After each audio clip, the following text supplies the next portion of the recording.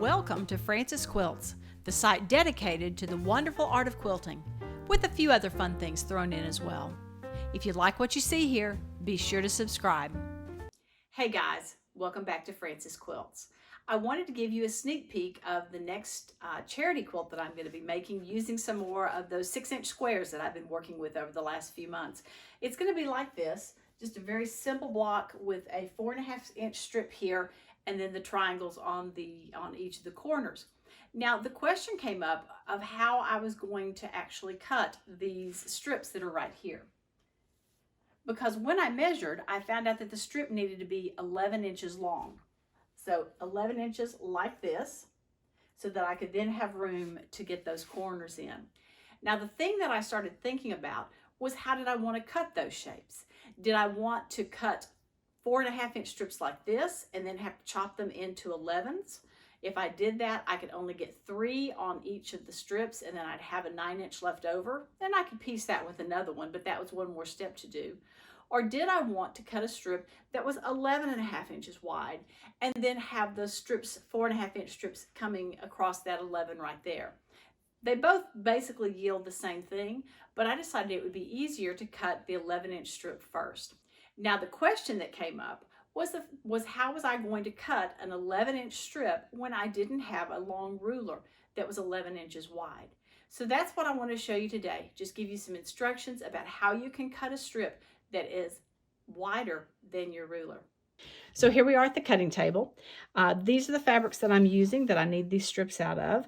I have 2 of them layered up here, so I'm cutting through 4 pieces of fabric at the same time, and I have already matched this seam along here. Those folds are lying together. What some people will do is to actually use the marks on their cutting board to cut that 11-inch strip, and that is something you can do. Here's the problem that I have with it though. I find it very hard to make sure that this line is exactly lined up with that line on the board, and at the same time make sure that this line is exactly lined up with that line on the board, because that's the only way that you can be sure that you are getting the cuts correct. So what I prefer to do is to just take my fabric and put it on my board. The first thing that I'm going to do here is to make a cleanup cut along this edge right here. I want a good edge that I can be measuring against. So I'm going to take my ruler and line those folds up on one of those edges right there. Just make sure that it is going straight across the fabric, and now I'm going to make my cut. I'm fortunate that I can walk around my cutting table, so I can come to the other side and cut this direction. And that cut's done. Not perfectly here, but that's okay. That edge is not going to matter, so I'm not going to worry about it. If this was something I was trying to be very precise with, I would probably go back and recut that, because I did get a little bump in it right there when I was cutting. Now I'm going to take another ruler, in this case my 12.5-inch square ruler, and I'm going to place the 11-inch mark along this line that I've just cut. So I have my 11 inches there. So I know that my cut is going to be right here, but obviously I don't want to cut it with this ruler, because that's going to leave spaces that I'm going to have to figure out how to cut. So next I'm going to take my long ruler, and I'm going to do 2 things here. First of all, I'm going to line it up along this end right here, so it's nice and flat, nice and straight. And then I'm also going to take it and I'm going to line it up with the marks on this ruler. Now I need to move this ruler just a little bit. Now this poor long ruler has been used so much, you can see a lot of the markings are actually being worn off.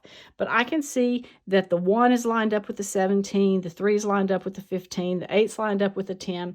So I know my markings are straight. So I have 11 inches from here to here, and I have that ruler right there. Now I'm going to come around to the side again. I'm going to place my hand on this ruler. I'm going to move this one out of the way, and I'm going to make this cut right here.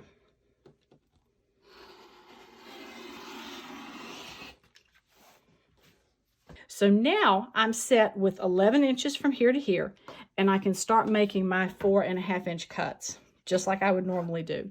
Again, the first step is going to be to get a clean edge here. I'm going to line up my ruler along the bottom right here. If it's lined up well, it should also line up there at the top, and I'll make my cut.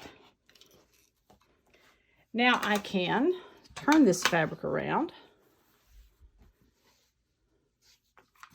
And I'm going to start making cuts from this side over here, measuring 4.5 inches on this line right here, making sure I'm lined up here and here so that I have a perpendicular mark, and make my cut.